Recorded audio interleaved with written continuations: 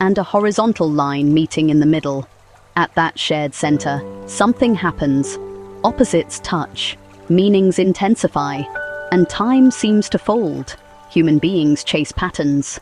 Some of us love the clean recursion of fractals, order repeating inside order.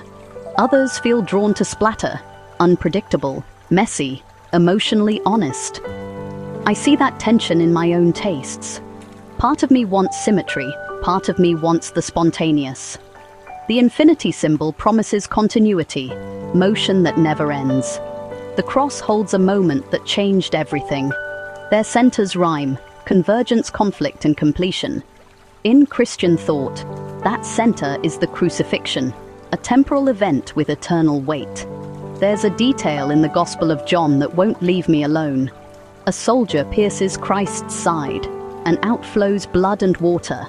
Blood is splatter chaos, poured out for many, for the forgiveness of sins. It's the truth of pain with no filter. Water is fractal structure. Very truly I say unto you, no one can enter the kingdom of God unless they are born of the water. It's purity, pattern, spirit. In one wound, chaos and order spill together. Art has been reenacting that duet for centuries. Think of Escher's impossible order versus Pollock's kinetic storms. Religious art sits between them, precise halos and architecture. And then the torn body, the spattered red. It's a visual theology, infinite love framed by terrible suffering. Psychologically, our preferences track our inner wiring. If I crave control, I gravitate to symmetry and clean lines.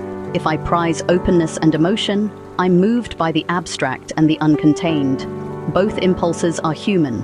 Both show up at the cross point. Zoom back to. The loops press through the middle, again and again. That's how the story of redemption reads to me. History circling back to a single center where humanity and divinity meet. At that center, blood and water don't cancel each other. They complete each other. The splatter names the cost. The fractal names the meaning. Spiritual growth often feels like learning to carry both. Doctrine with mystery. Discipline with emotion.